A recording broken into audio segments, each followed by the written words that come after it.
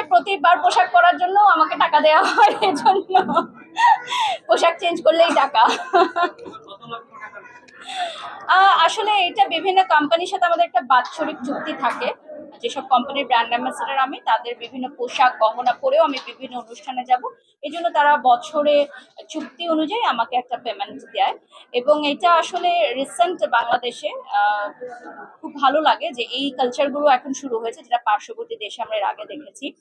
So I hope যে সবকিছুই আসলে বিজনেস। যদি আমার পরা পোশাক বা গহনার কারণে তাদের বিজনেস লাভবান হয়, তাহলে ডেফিনেটলি এটার পার্সেন্টেজ তারা আমাকে দিচ্ছে, এটাকে আমি সাধুবাদ জানাই। ঈদে তো আসলে ড্রেস গিফট দিয়ে দেয় একবারে, মানে স্পন্সর ড্রেস গুলো তো সাধারণত থাকে যে ফেরত যোগ্য, বাট যেগুলো আসলে আমাদেরকে গিফট দেওয়া হয় বিভিন্ন কোম্পানি থেকে, সেগুলো তো আর ফেরত নেওয়া হয় না। তো ওগুলোই বানিয়ে পড়া হয়। আর স্পেশালি দেখা যায় যে আমি চেষ্টা করি আমার শ্বশুর বাড়ি থেকে যে উপহারগুলো দেওয়া হয় সেগুলো পরার জন্য, সেগুলো পরে শ্বশুর বাড়িতে ঈদ করি।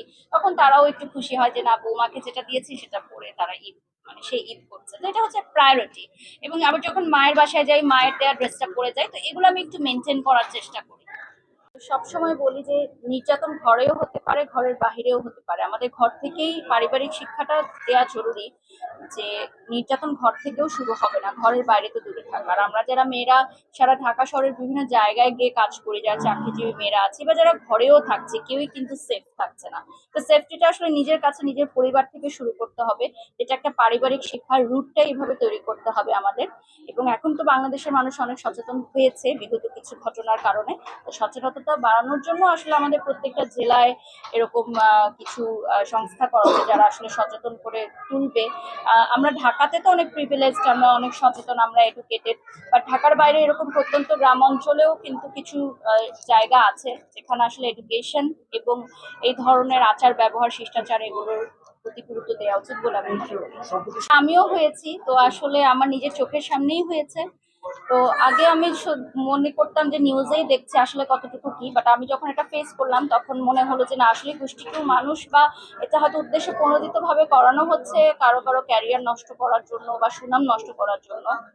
তো এগুলো আসলে বন্ধ হয়ে যাবে। এই অস্থির সিচুয়েশন থেকে আমরা নিশ্চয়ই পার পেয়ে যাব খুব শীঘ্রই। এদেরকে তো কিছু বলার নেই, যার যেটা ইচ্ছা সে সেটা বলতে পারে। স্বাধীন বাংলাদেশ, আমরা আমাদের কাজ করে যাচ্ছি। এই যে আজকে রেড লেমনের এত সুন্দর একটা প্রোগ্রামে এসেছি, এটা সাকসেসফুলি কমপ্লিট হলো। তো দোয়া করবেন, সামনে আরো অনেক প্রজেক্ট আছে আমার, সেগুলো যাতে আমি সাকসেসফুলি কমপ্লিট করতে পারি। হ্যাঁ, টিজার তো দেখা হয়েছে। আর আমার কিছু প্রিয় মুখ আছেন যাদের সিনেমা এবার রিলিজ হচ্ছে, so we are really excited.